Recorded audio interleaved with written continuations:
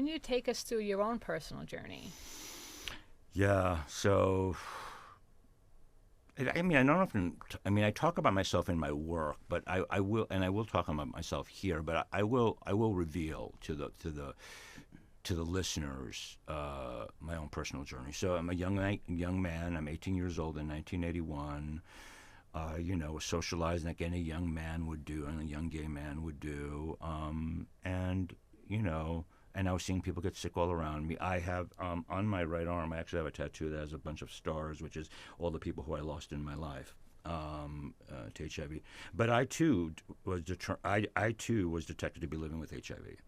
And that was not until 1988 that I actually tested. And like so many of my generation, I expected the end to be near. And here I am at age 63, lo and behold, still around. So every day is a gift for me. Um, HIV, like the epidemic, HIV for me personally has been, yes, difficult, but also a blessing. It has given me an understanding of life in a way that I think I would never have had at such a young age. It has given me an appreciation for people and what they live through, but it has also given me a bravery to not sit aside and forget that we have voices that have to be used and that we have to fight bullies. And I honor that bravery every single day because really, as I would say to my friends, as I say to my friends, really, if after HIV, not very much frightens me, right? And so I appreciate that and I use that to my advantage. And my journey has brought me here where, I've lost a partner, I've lost like 6 very close friends who I think about all the time. But also, I use that as fuel, as a catalyst to continue to do the work that I do. In thinking about this approach to public health, in putting a face to it, so people feel like they're actually being heard and cared for and not just a statistic, how can we apply that approach? How can we apply that approach to HIV? I mean, the thing that we need to do is, well, I'm gonna use this example. When we think about what happened during COVID-19, and we think about the development of the vaccines, one of the states that was most effective in getting people to be vaccinated was West Virginia.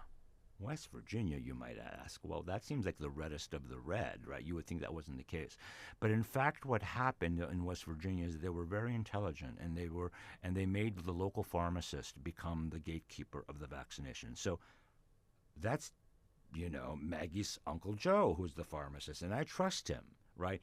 So I say that story with a little smile on my face because it is about trust. And it is about so how do we spread the message around of HIV and prevent HIV?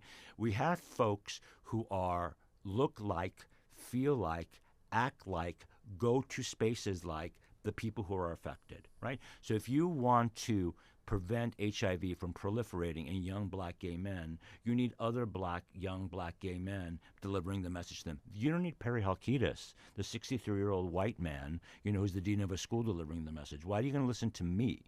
You need to have people who feel like you trust, who feel like you, quite frankly, and who are going to listen to the message you deliver. And this is not a new idea in public health, right? This is diffusion theory. This is like you want an effective change, you have a person who is an influencer, a public health influencer, go out into those contexts and build trust with the people in those communities, whether it's a bar, whether it's a church, whether it's a restaurant, whether it's like a Knicks game, go Knicks. And then and then you're able to infiltrate in a way that's meaningful. I have one story to tell you about that, which is it's 2021, and it is. We were having a conversation before about like my big fat Greek family, right? And the family that I was raised in, who I love very much. And talk about like how I got through those HIV years. Well, I had a family who just loved me. Wow, what a concept. And people are like, oh, you were so lucky. I'm like, no, they just did their job, which was to love me. That's all they had needed to do. But it's 2021. I think it's June. My second cousin, my cousin's daughter, is engaged. Has just gotten engaged. And, you got to have the shower, and you got to go to the engagement party, you got to have the wedding, because you need like 7 sets of dishes and the whole thing, right? So we have this thing. So we all show up. I mean, it's like still, we're still kind of masking, right? So I sit at a table with a bunch of folks who I'm kind of know, but not particularly well. And at the table is a man, maybe my age, or a little bit older, his wife and his young child. And the vaccine conversation starts to happen. And during the conversation, he proceeded to tell me that his wife and his child were vaccinated, but he would not, because, he didn't want that junk, or some term like that he used. I can't remember exactly. So it would be very easy for me to break out the statistics, right, and talk to him like some talking head from the news. But instead, I used what I refer to as a human approach, which is to say, do you want to see your son grow up, go to school, or have a career, get married, do all the things you want your son to do? And hope for your son and see him grow into this man that you hope he will be. Well, do that, then take the vaccine for him if you want to see that happen. And I was appealing to him on a human level, on a level as a father, not as an individual, not who was a patient, but as a human being.